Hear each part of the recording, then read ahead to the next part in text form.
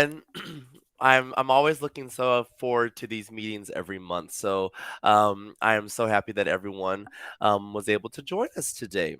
So today's topic, why do beings live in hate, is I think one of the most important topics that we can talk about, and I think it's something that no matter what type of religious practice you have, most are seeking to figure this out, and most would say that hating is wrong and that we should try not to do it as much as we possibly can.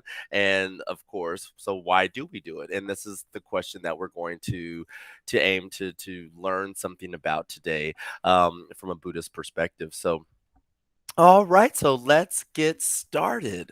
So first, just a little bit of background here. And so we're going to start with a little bit of Buddhist cosmology. And so Sakura is ruler of the Trayastrisa heaven, according to Buddhist cosmology.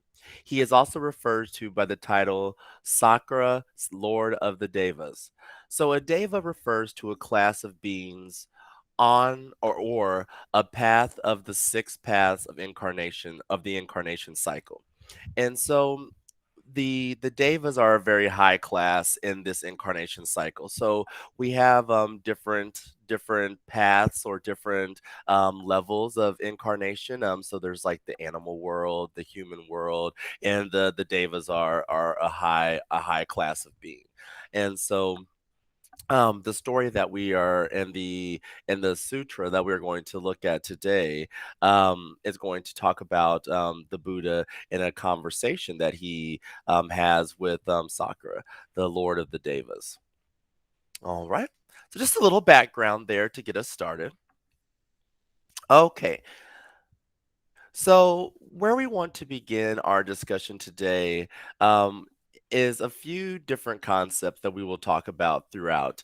And Luke gave us a couple of paragraphs to read to help a little bit with some of this, to help us sort of to get an idea of this concept of that we're about to discuss now. So I hope that everyone had a chance to read those couple of paragraphs that Luke put in the Skype chat.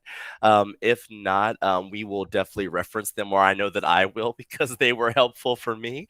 So I will reference them too.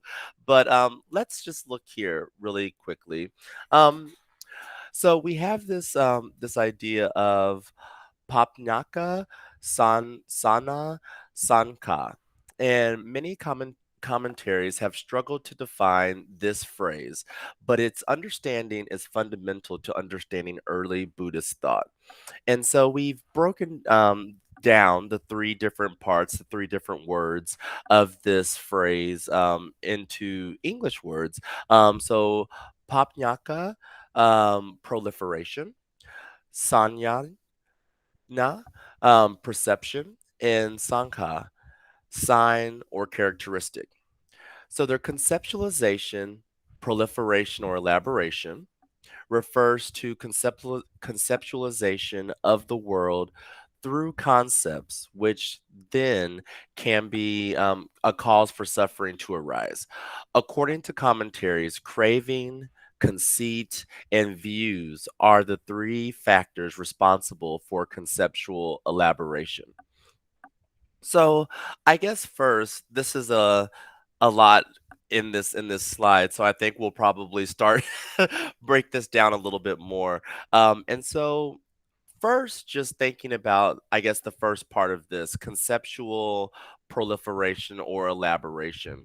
Um, the conceptualization of concepts through in a way that can cause suffering, or in such a world, or in a way that we conceptualize, or we proliferate or elaborate on things that we conceptualize, which kind of bring into um I guess bring into kind of how we see it in our minds and how we think about it in our minds. This and then how we elaborate on those ideas or spread them, proliferate, to spread or elaborate to kind of make. it bigger or to give more detail to. And so this is where I'd like to kind of look at a couple of things that Luke sent us to look at.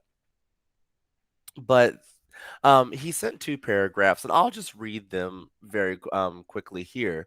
But the first one on the idea of this conceptual proliferation is that thinking has the perceptions and characteristics of objectification as its cause, has the perceptions and characteristics of objectification as its origination, has the perceptions and categories of objectification as what gives it birth, has the perceptions and categories of objectification as its source.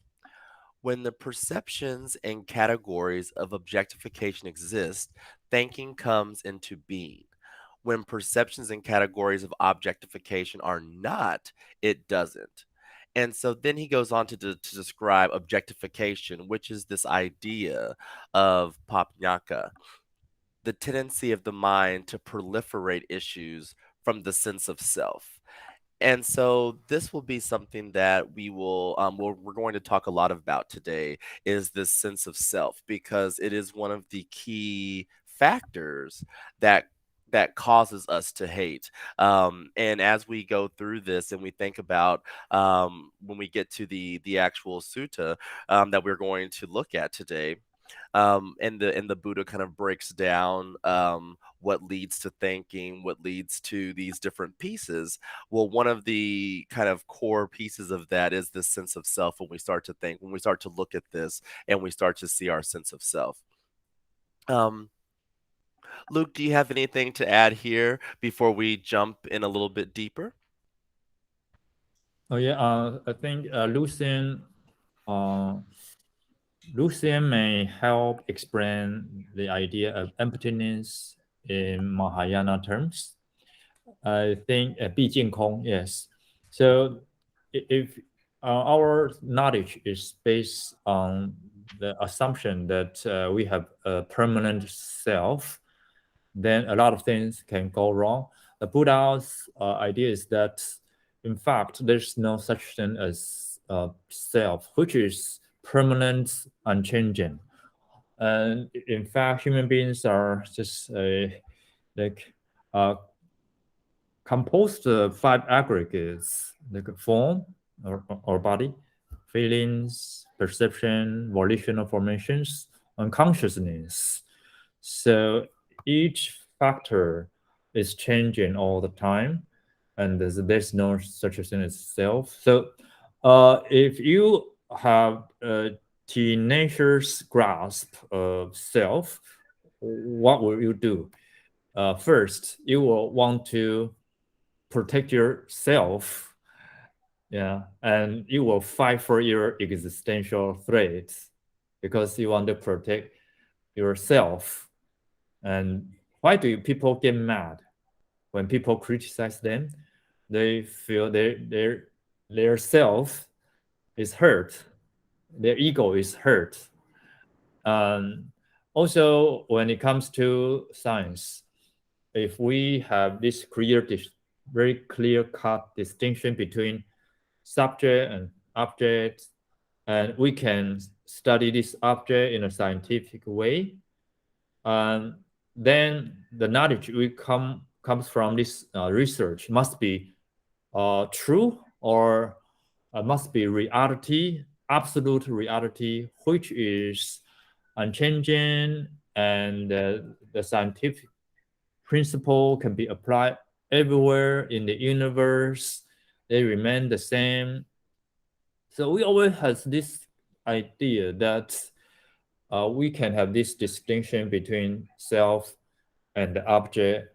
And so we tend to objectify things and then make it seem so real in your life. So proliferation, for example, when you hear something and that thing reminds you your childhood memory, and you start to develop like okay, it reminds you of what your house looked like as a child, and all the maybe negative experiences associate this idea, and then like suddenly our mind is like a monkey jumping, trying to grasp a branch after a branch after a branch, and then it starts to proliferate. So conspiracy theories are really good at this. They give you something you feel negative about, and then they start to add things, and then you start to proliferate yourself as well, associate this idea with all the negative experiences from the past, and then you start to develop your theories, how we should deal with this issue, and that's why we shouldn't have this type of thinking. We should always have to remember that we experience our mind's representation of the world. We do not experience the world directly as if it's an outside truth, because actually we know the world through our senses. So we can only say we experience our mind's representation of the world. And the Buddha reminds us to be mindful. Like, don't let your mind start to proliferate, trace back to the origin. Why do you have this kind of thought? What's the connection? So we do not ask people not to use their critical thinking skills. It's a different type of thinking that we should avoid. And you don't even have a equivalent word in the West. And papancha proliferation means, people tend to associate one idea with another, with another, with another, until wow, the conclusion you make is so far from the origin. Maybe it's just the sound you hear, and then you start to, and then it's unnecessary suffering you impose on yourself or others. And yeah, so I don't know if that makes sense to you. Yeah. Oh, absolutely. It does make sense. I think this is sometimes a very difficult concept to make sense of. But I think that what you said does definitely help. And I don't know if it was you or if it was Leon in our other meeting, but I thought it was interesting when you brought up the grass being green and how the grass is green to us. Like as a human, the grass is green. But if you think about it from, a snake's perspective, the grass may not be green. The grass is gray. And they would look at us and say, well, you all are crazy because why are you thinking this grass is green? This grass is Exactly. not green. This grass Exactly. is gray. And So so, people from different cultures, they may say, "Oh, why do these people act this way?" And even if we are all human beings, and human beings have so many things in common, still your family, education, your background, and so many different things may make you look at things a certain way. And this shows very clearly in the differences of different languages, right? Some, like I think Eskimo, they have many words of snow, because they make so subtle distinctions between this kind of snow, that kind of snow, and snow is so important to them. So they have many vocabulary words about different type of snow. And because in Taiwan we don't see snow, before I went to New Zealand, I have never seen snow. So we have just one word, snow. That shows your consciousness can only deal with this word, snow. And other experiences, other types of snow, the subtle distinction, we have no idea. And like people in the West, they always say, "Oh, I think, therefore I am. I am the subject that do the thinking. The outside world is the thing that I use, look at, interact with." They have no idea that they are part of the world, and their idea help shape the world, and the world also shape this individual. So it's interconnected. And so we cannot see a word in English that shows this type of thinking. Individualism, yeah. Yeah, yeah. Does anyone else have a comment about these concepts before we move on?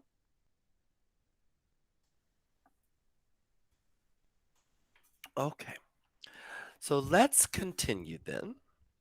So now let's get into some of the fetters here, and so here we have beings live in hate, harming one another, hostile, and as enemies. But what fetters are they bound? So the Blessed One said, "It is the bonds of envy and niggardliness that that binds beings." And niggardly is unwilling to be generous with money, time, or other things that we have within our grasp. So just not willing to be generous. Another word maybe that we would use is stingy, maybe with our time in a more modern, or maybe in American English more. We would say stingy, but unwilling to be generous with our money, time, etc. And so now is when we're going to start sort of adding the layers to this, when we start to think about why beings hate and why do beings live in hate. So this was the question that the king of the devas, the lord of the devas, was asking the Buddha. That beings wish to. No, I think that most of us don't grow up and don't aim to hate. We don't aim to for this to be our goal, to dislike things or to hate things, which we'll get to liking and disliking soon enough. But most of us don't aim to hate anything. This is not what we are. So why do we do it? Why does this happen? I think another good example, there are so many good examples from our other meeting. I'm going to use a few of them here. Another good example of this is just that, kind of like, even with killing, when someone kills someone else, if you ask anyone, is there anyone that you want to, do you want to kill someone, do you want to murder someone, most everyone is going to say, no, I don't want to kill anyone, I don't want to kill anyone. And but that doesn't take away the fact that killing is happening all around us. So if nobody wants to kill, who is doing all of the killing? And so this is just kind of one of those things where we think about this, that none of us want to do this, but so many of us end up doing it. And why does this happen? Why does this happen to us? What fetters are we bound to that cause this hate to arise in us? So the first that the Buddha talks about is this envy and our unwillingness to be generous with our money and time. And so that's the first. And in the sutra, if we read it that way, this seems to be a good answer for Sakura. And at first, he's like, "Okay, cool, thank you," but then he says, "Wait, one more question," and he starts to dig deeper into these other points. And so next, he asks is then, so if envy and niggardliness give rise to hate, then how are these born? How do envy and this stinginess or this unwillingness to give, how do they arrive? And so the Blessed One then says, envy and niggardliness arise from liking and disliking. And so this is kind of the next level. And so the reason that we envy or we don't want to be generous with our money or our time usually has to do with things that we like or dislike. So things that we like, we envy. And so if we see something that someone else has, or that a situation that someone else is in that we find to be a positive thing, that we like, then we envy it. We want it for ourselves. And then also disliking, many times when we dislike something, then we don't want to be generous with our time, our money. Many people will, if they donate money, for instance, to a cause, it's usually a cause that they hold dear to them or that they have a special connection to, that they'll donate their time or donate money to. And the things that they don't like, they're not going to donate their time to. If they don't like making things, then they're probably not going to donate their time to help make clothing for, or to help do things like, because they don't like to do those activities. And so liking and disliking are the root of envy in this niggardliness that we have. All right. So then we continue on, of course. And Sakura then asks, so then what gives rising to liking and disliking? And what gives rise to desire? So we have these two next levels. And so the Buddha then says, liking and disliking arise from desire. Desire arises from thinking. And when the mind thinks about something, desire arises. And so now we've added some additional layers here. And so this liking and disliking, it comes from desire. So desire and envy, I was at first I was, because I kind of feel that for me, I've always thought about them as sort of almost the same thing. When we envy something, we desire it. But I think there's a fine line between the two. But we can see that when we have a desire for something, things that we desire are usually things that we of course like, and things that we don't desire are things that we dislike. And so this desire is what leads to our liking and our disliking. And then from there, what leads to the desire? Why do we want these things? Why do we think that we, or well, that's why we desire, because we think. And this leads to what Luke was saying, and that not when we start thinking about, when we look at this at the surface level, one could think that, well, this is trying to say that we shouldn't think, that we should just try as much as possible to not think about anything. But that's not really what is being said here in Luke. And this goes to the point that Luke was just speaking about the types of thinking that we are, that can lead us to trouble, and this thinking that objectifies and proliferates our perceptions, and what we think we know, or how we've experienced the world. And when we color our thinking through our own perceptions and our own experiences. And so what gives rise to thinking? Thinking arises from elaborated perceptions and notions. So now we're going back to this concept of pagnatya. All right, so let's I let's think so. People used to think the Earth was flat, and when one scientist said Galileo, I don't remember his name, he said the Earth should be round, right? And he was punished, right? He was killed for saying that because it's against the idea of the church. Or Yeah, he was definitely very hated. I'm not sure. I forget if he was killed, but yeah, he was not very so, yeah. people think what I'm saying is true, and sometimes when it's connected with political or religious power, the consequences can be substantial. You may get killed, or you may like banned from doing anything else. Anything that you like. So I mean, different type of notion that religious leaders or political leaders don't like may get you into trouble. So I think we have seen so many consequences in the world.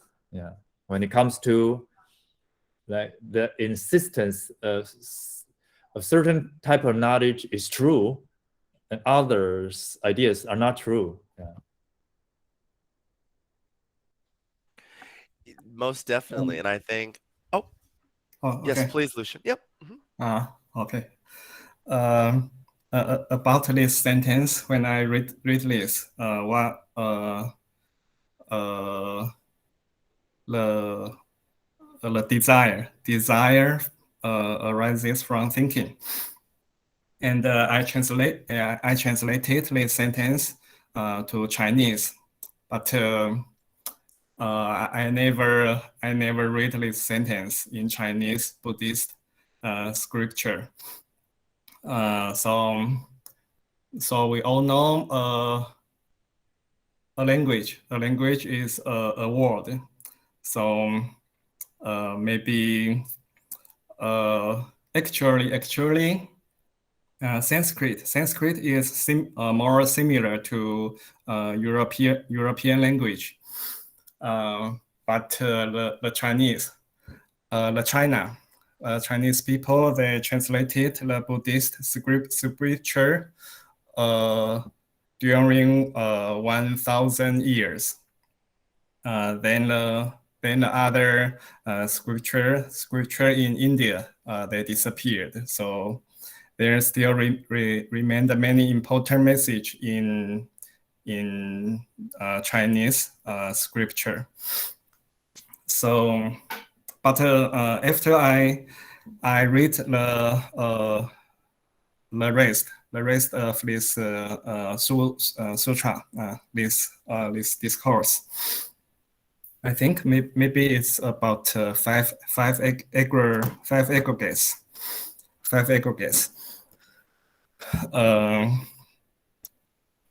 But about this, I want to talk another thing about empathy. The Buddhism think there is no self. All these things are empty. Just like a table.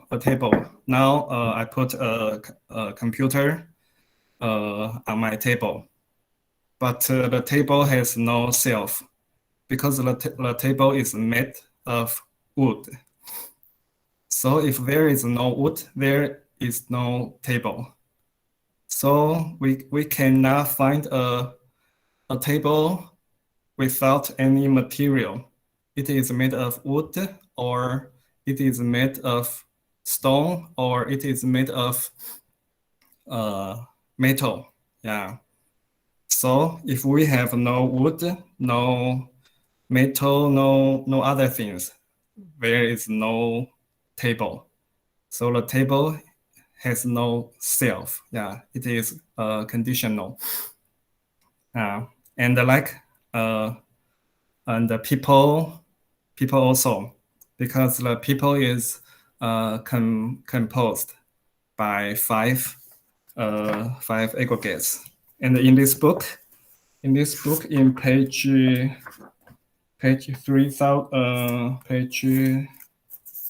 3007, and there is a table about the five aggregates. Yeah, maybe we can read in the future.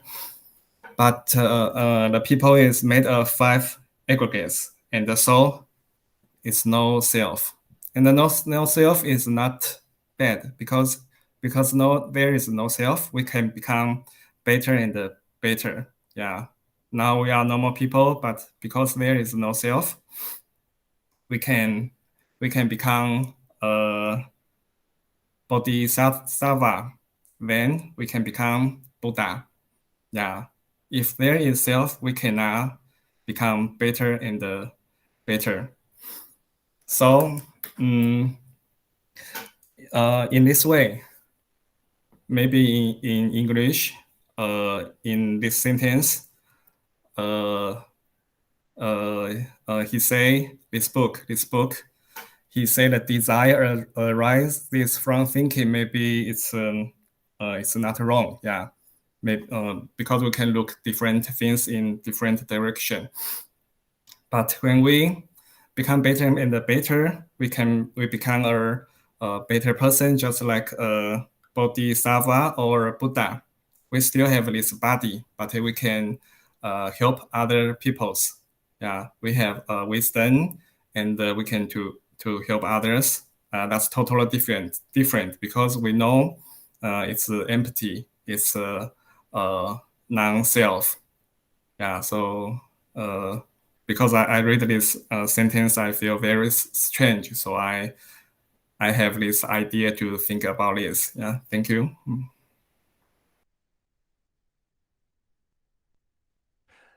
Thank you, Lucian. Thank you. That was I love that. And that's just another we were talking about, languages and it's I always just find that very fascinating.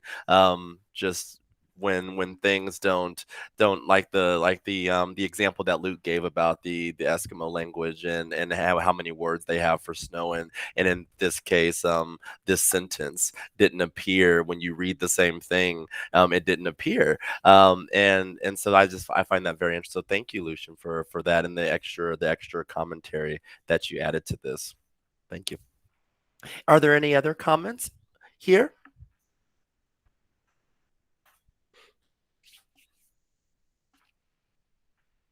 Okay, so we will keep moving then. So now we've moved through, or at least a summary of the sutra that we are looking at today, to answer that question we're looking for: why do beings live in hate? And so we've gotten now sort of a little bit of an explanation from the Buddha as to why we live in hate. So now let's start thinking about this or discussing it a little bit.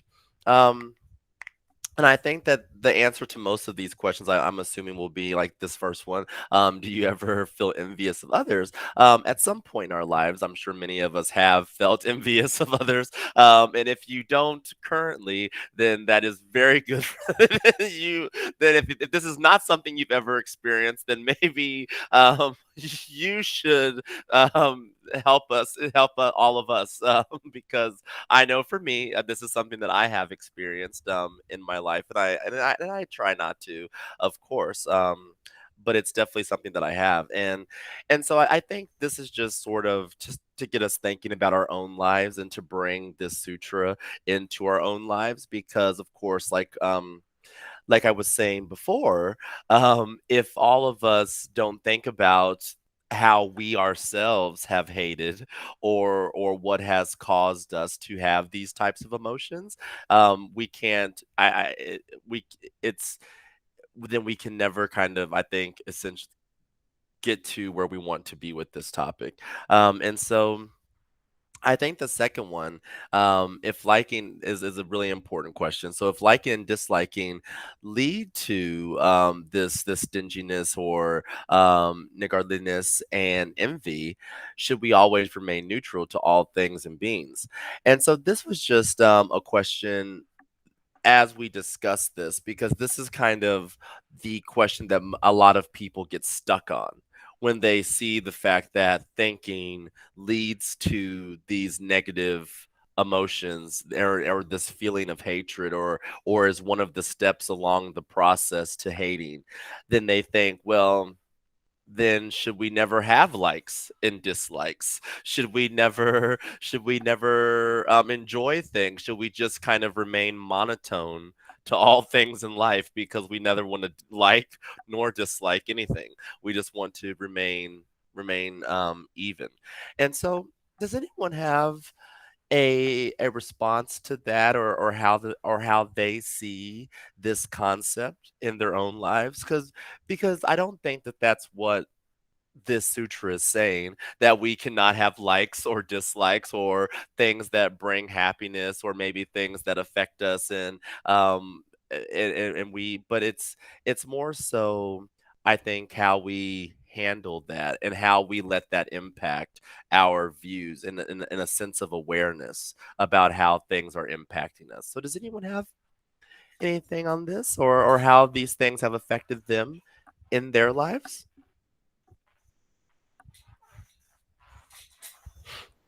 I think it's too hard if we want to remain nature, because we are still student, and the Buddha is our teacher.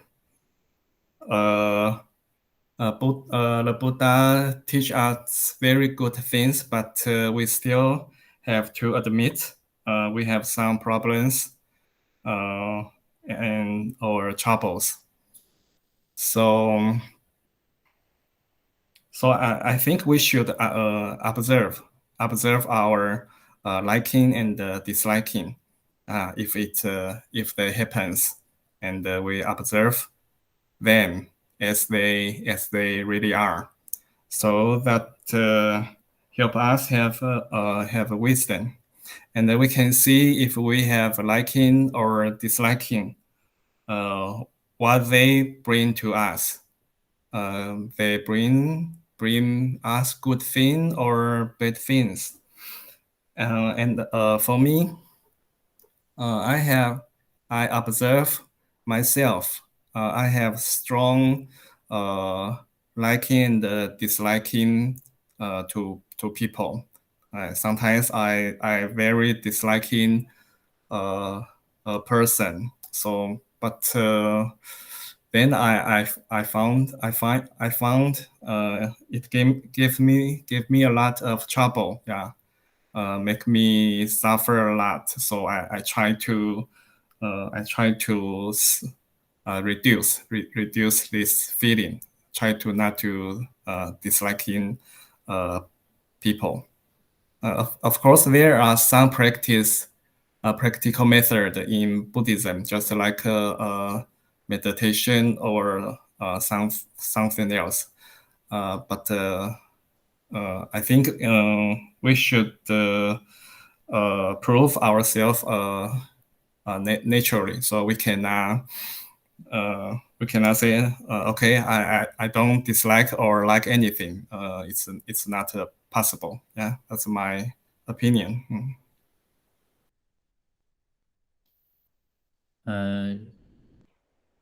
Jenny, do you have anything to say? I have a lot to say about the second question, but I will give opportunities to others first. I think just like what Lucian said, I think it's kind of impossible to remain neutral to all the things and beings around us. But I think it's just that we should observe ourselves all the time, that when we like something, we should know that, oh, I am enjoying something right now. Or when we dislike something, we should always know that we have some negative emotions or feelings towards something. And when we have that feelings, just don't be too obsessed with the feelings or try to grasp the feelings and do not let go. Just know clearly what we are thinking. Yes, that's my thoughts. Okay, my turn.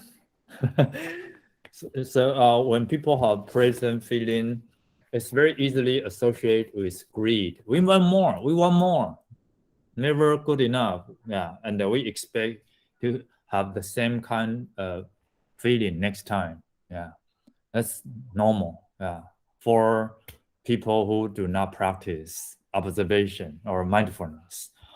When people have unpleasant feelings, it's very likely to be associated with hate. And when we have neutral feeling, it's very easily associated with ignorance. I don't feel anything, but this because you do not analyze this thing clearly, so you don't care.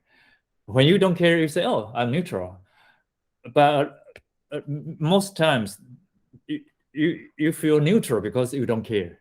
That's different from deep analysis, and then you remain neutral.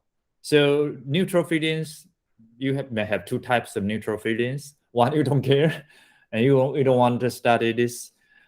The other type is you try to understand it, and then you are mindful, and that type of being neutral is a good thing.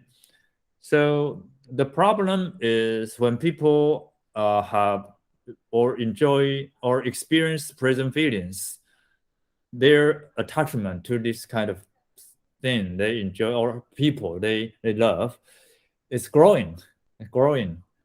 And eventually they may have suffering, because you can never keep the person or the thing forever.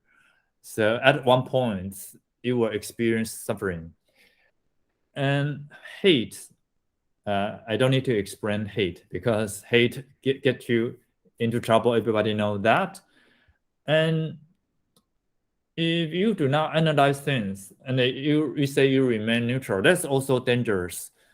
And because if you if you don't study the laws or the traffic regulations when you arrive in a new country, you cannot explain to the police officer, oh, I don't know.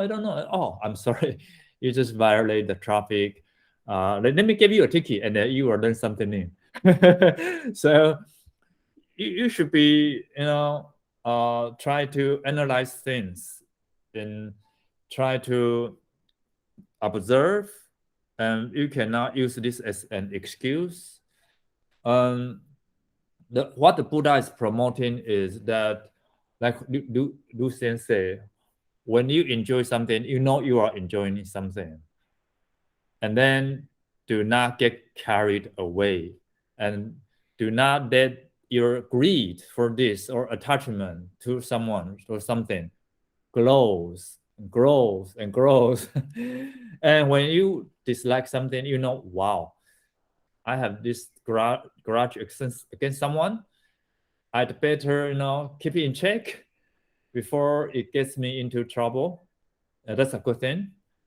And so the Buddha is saying that, when we enjoy good food, we do not carry it away. We do not get carried away. When we eat something that tastes bad, it's okay. It's something that we can survive and keep going and have the energy to do things, to work. So the cessation of the attachment, the cessation of strong feelings is the real happiness the Buddha is promoting. And people have never experienced the cessation, and they don't know the real joy of the cessation of these strong emotions. It's like when you are so tired, exhausted, and the best thing is to just focus on your breath and fall asleep, get a good sleep, instead of like watching TV and also play heavy metal music, creating more trouble, because they don't know how to relax. So they have to depend on sensual pleasures to get their mind off work or off something that give them pressure, but they don't know the cessation of the strong emotions or feelings is the solution, and it give you real peace, give you real joy. And yeah, this is something that people do not promote. This is go to the party, relax, or go see a movie, listen to music, go to a concert, or get something to eat, and just forget about your trouble. And by doing that, they create more trouble. And the cessation, craving is the best joy, best happiness. Yeah, if you have craving for chocolate, and then you never know when to stop, and then even though you feel better for 5 minutes, your stomach feel bad for a night. So yeah, I don't need this craving, and then I stop the craving, and then I can focus on something better. Yeah. Does it make sense?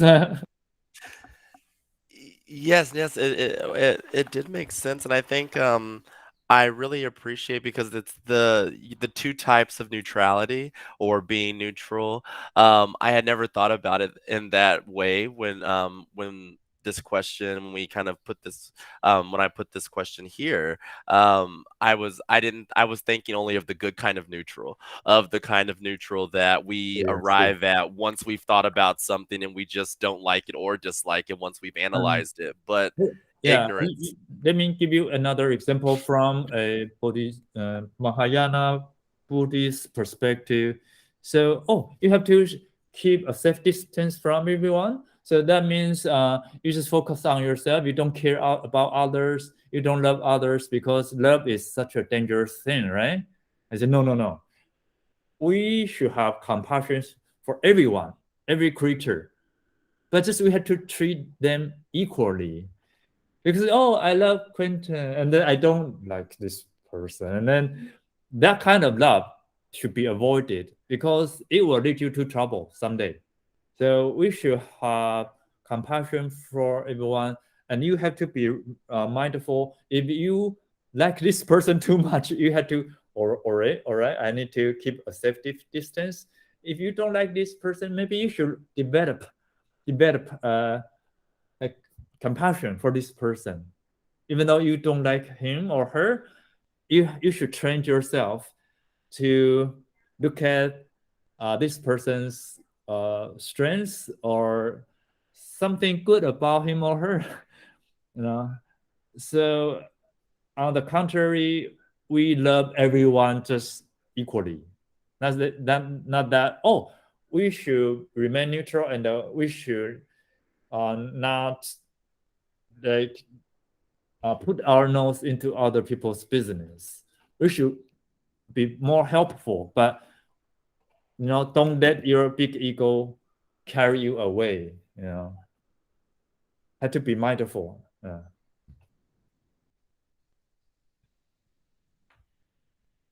Thank you, Luke. Anyone else that would like to comment or have anything on some of these questions? I think we've talked a little bit about the number 3. So number 4 was just kind of if anyone has any techniques or ways that they have found in their lives to avoid becoming kind of a slave to our perceptions and our notions, because this is an idea that comes up a lot in Buddhism, this idea of our perceptions being dangerous, and we know that our perceptions can be dangerous. So, does anyone have any ways that they've come to know for in their own lives to keep them from becoming tied to their perceptions or notions?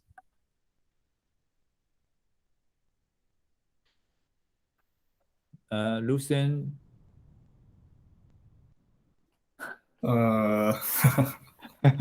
Because I still have this trouble, so I think I am still a slave of my perception and the notions. Yeah, I think Lucien, 无分别自性. Like we need to analyze things, always analyze things, and know that we are subject to the notion of the concept of duality.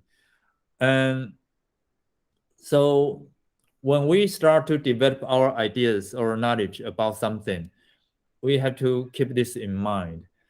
And also, we have to understand there's no objective truth, and everybody see the same thing from different perspectives. So whatever conclusion he has or she has, we don't need to get upset about their opinions or conclusion. And when we proliferate our ideas too much, we need to learn how to track this process. So, and when you say, this is because I have this idea, it's because I see something. And there's so many experiences I associated with the sight or the sound or the smell or the taste. And when we meditate, we want to focus on one thing. But sometimes when we hear something, maybe a song, and then it starts the process.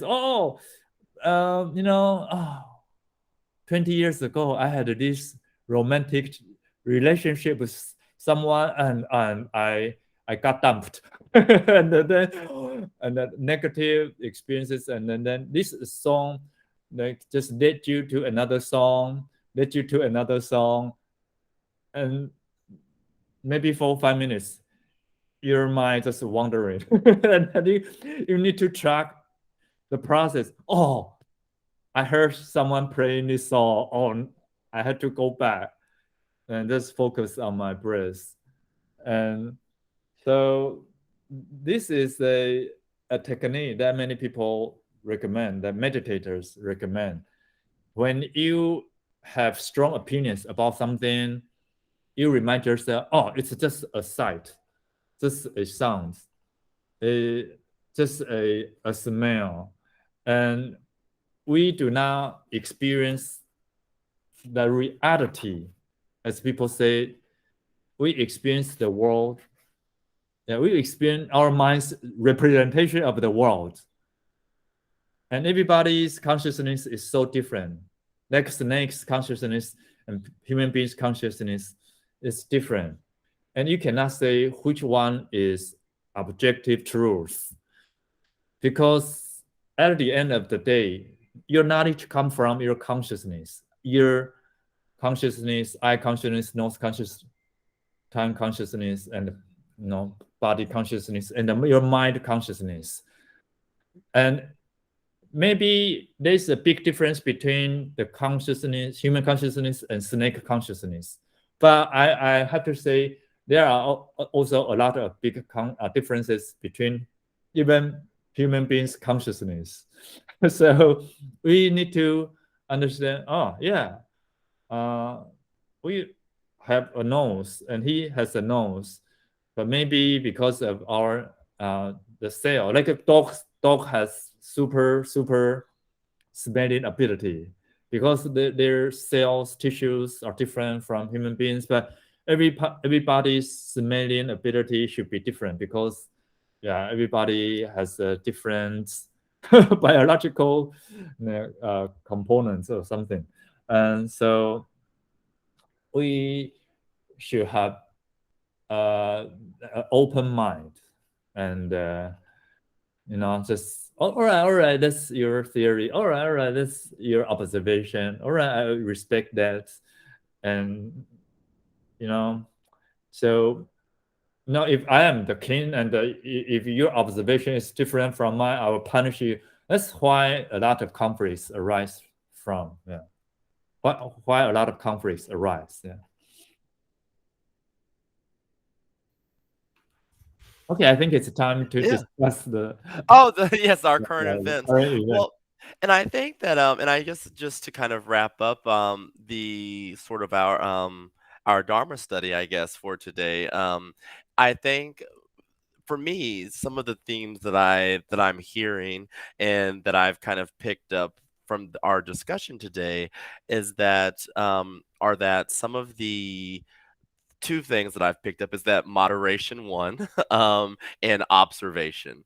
And so we have to observe ourselves, observe our stream of thought and where our thinking is going, and look inward through through our meditation practice, through other methods, and then also it's since we as humans are going to experience a lot of these things. It's like you said, it's impossible to not like or dislike anything, and but it's when that becomes where that kind of goes down a road or proliferates to other things, and we then attach that liking or disliking, and it causes us to lead to hate, or to lead to being so infatuated or loving or liking something so much that we desire it constantly, and then that also becomes a problem for us. So that's where the moderation, I suppose, comes in.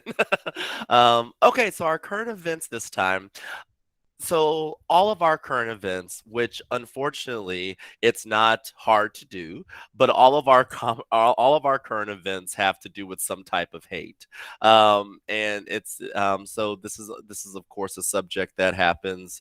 That's why we say it's so important that we think about this because it causes a lot of things, and so um, I won't go through every single one. I'll just kind of give, well, I will, but I'll give a brief kind of summary in case in case you weren't able to read the articles. But, there's been the conflict between Israel and Palestine, the Israelis and the Palestinians, this has been going on for many decades. But there has been a recent increase in the violence. They had kind of seen a little bit of because it goes through peaceful periods and then more violence and then peaceful periods and more violence. And so they're currently kind of on an upswing of violence. And the article mentions that during this time of year, there's often an increase in violence because many of you may know, or if you don't know, this area of the world is very important religiously for many different religions. So it's important in the Islamic or Muslim faith. It's important in the Christian faith, and it's important in Judaism and the Jewish faith. And so, also during this time, there are three important religious holidays that are all happening at the same time: Passover, Easter, and I'm forgetting the Islamic Ramadan. holiday. Ramadan, yes, Ramadan, the month long period. And so Ramadan is also happening, and so there's often conflicts during this time because of that. And I actually put two here because one thing that has always, and I think I've mentioned it to this group before, that led me to be agnostic for a long time and just not think about or not want to be part of any religion, is because two of these are involved with religion. This hate speech and violence in India is also the hate speech is from either the Hindus to against the Muslims or the Muslims against the Hindus. And so two of these are both religious in nature or in their root cause. Well, not the root cause, but in why they're happening.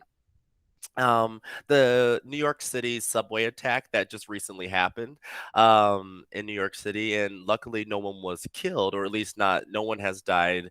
There are still some people who are critically injured, but this one is interesting because even though there has not been a clear reason. The accused person who did that they think did this has not said exactly what their motivation was. They had posted a lot of things on the internet on their social media about one thing was about like the homelessness situation in the New York City subways, and that he had made a comment that, I guess what I'm hearing or how I see this is that I should just shoot, shoot everyone or something along those lines. And so again, this disliking leading to a hatred. And the one that I put on here that was a little different was the mapping of the coral reefs. But the reason I put this here was just kind of as a nod to how we treat the earth and the way that we treat the earth being linked to our likes and our dislikes, the things that we like and what we do and what we produce and our materialism. I'm currently reading a book, and just one of the quotes that is in this book about what makes you so busy in the modern world.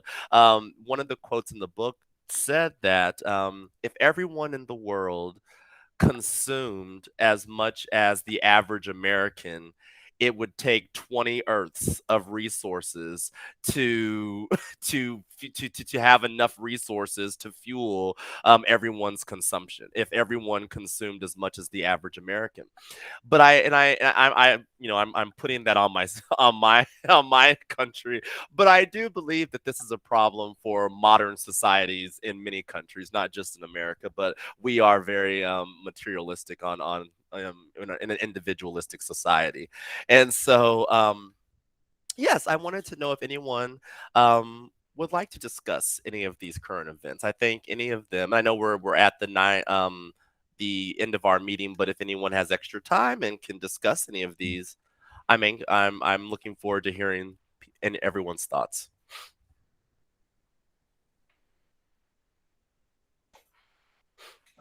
Lucian?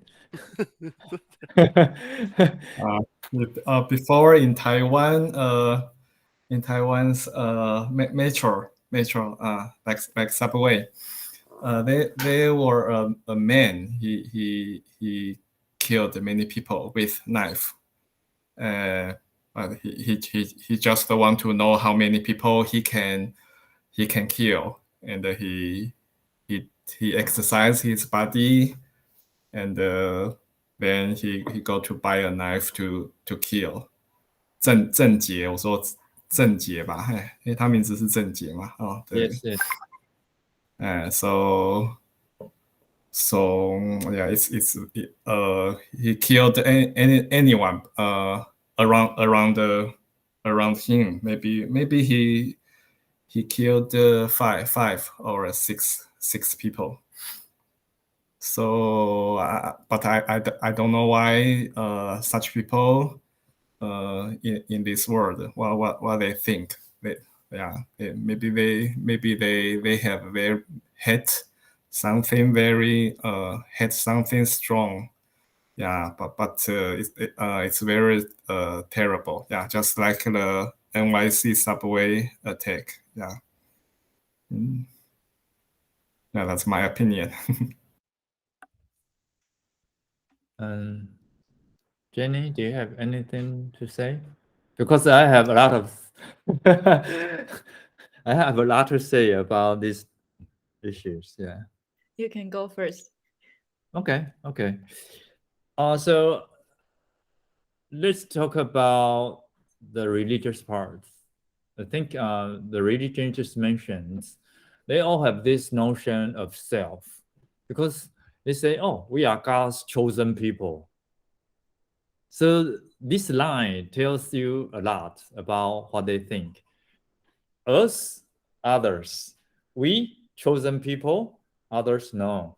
And whenever I talk about why don't you go vegan or go become a vegetarian, it's, oh, animals are human beings' food.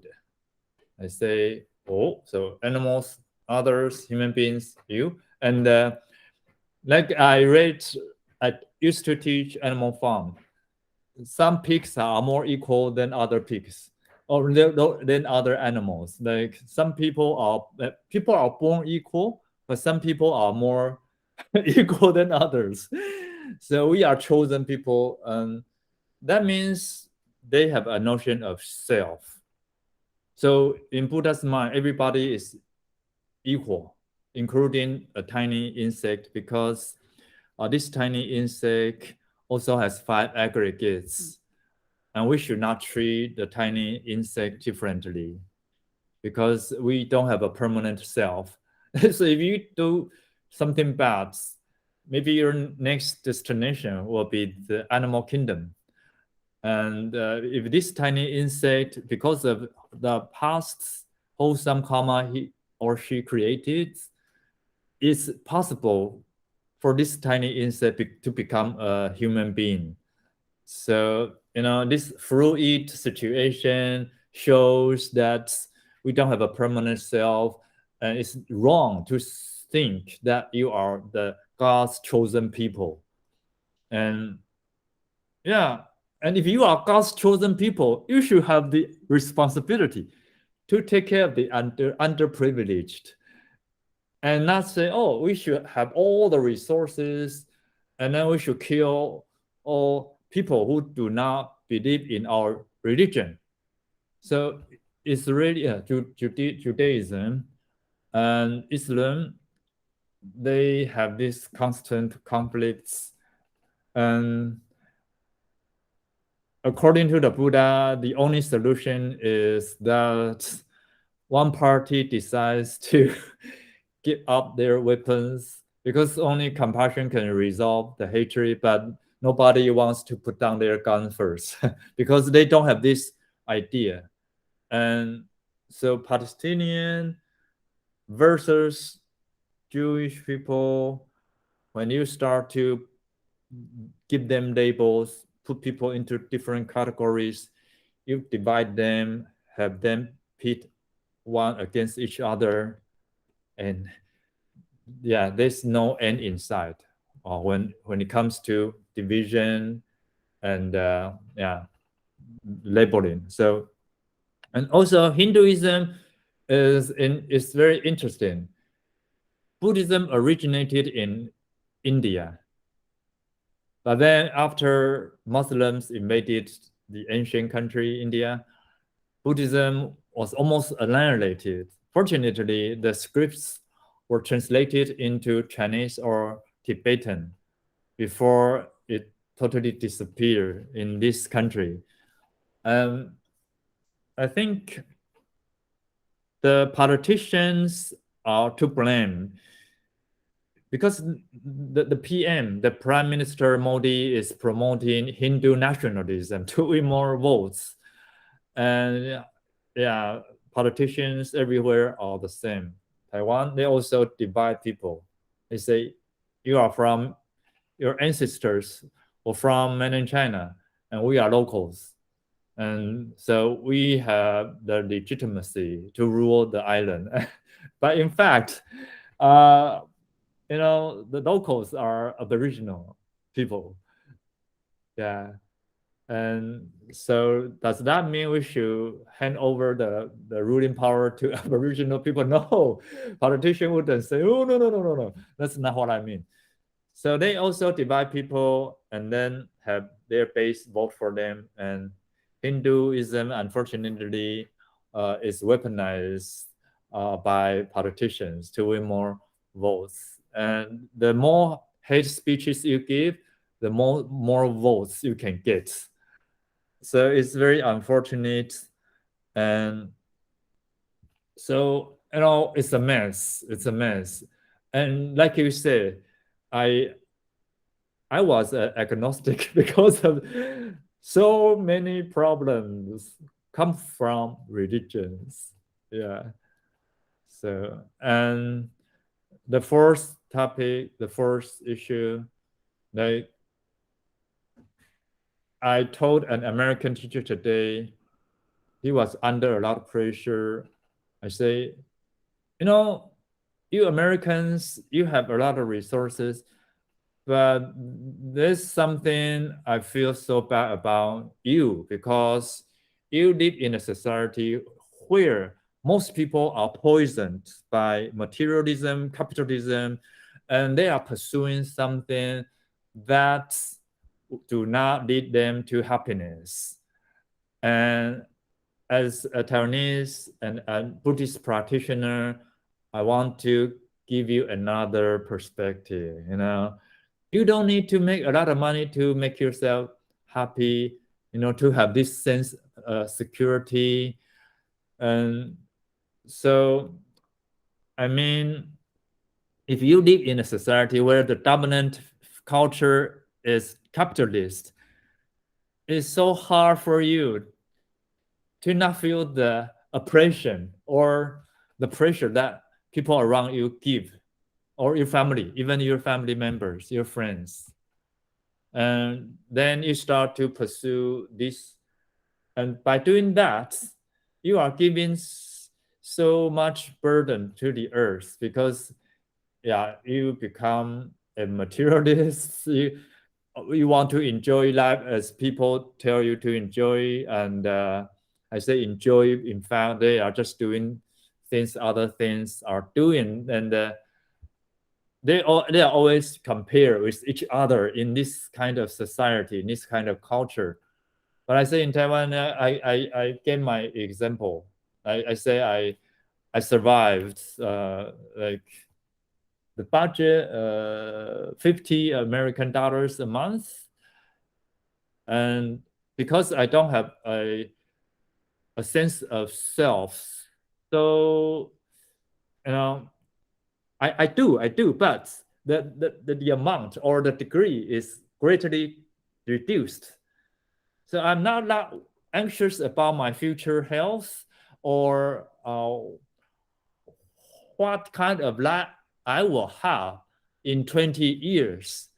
Should I save a lot of money to prevent myself getting bankrupt, being bankrupt in 20 years? You only have 100 years, but you worry about things that cover 1,000 years. Always worry about the future, always worry about the future, and you forget about the present moment. Yeah. Okay, I think I say too much. Jenny, do you have anything to say? I also think that many conflicts come from the distinction that we made between us and other people. And I think people tend to over exaggerate the differences between we and them. Yeah, and that's how many conflicts come from. And I think actually, if we think about us and other people, we are not really that different. We all have many sufferings. We all have things that we desire. We all we are pretty much very similar. And yeah, I think it's really unwise to differentiate and to divide people into different groups. Yeah, nothing more to add.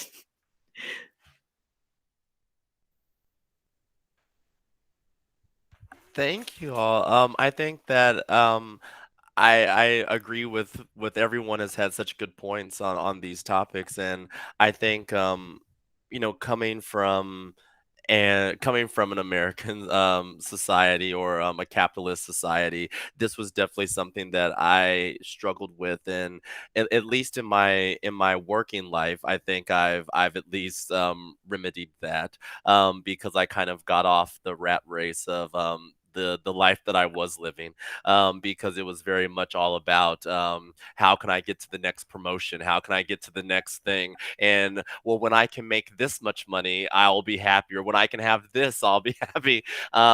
And I'm still in the process of learning that for a lot of other aspects of my life, because I still have a lot of these things that I think, oh, I need to do this to be better or to be more happy, or and so it's still something I work with, but I think this notion, and in the book that I just was mentioning a few minutes ago, another thing that has been studied scientifically is that the amount of money that we need and what we think will bring happiness. And it has been studied that, you know, of course we have to have something. We can't just live.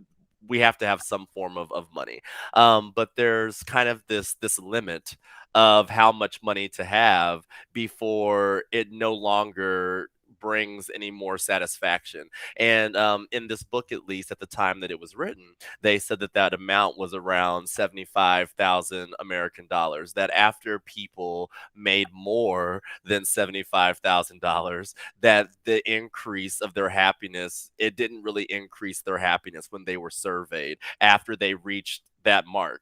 And so because with more money, brings more problems. When you have a house with 20 bedrooms, well, now you have maintenance costs and you have to do all these other things. And when you are the CEO or the owner of a large company, there's a lot of responsibility that comes with that and a lot of stress that comes with that.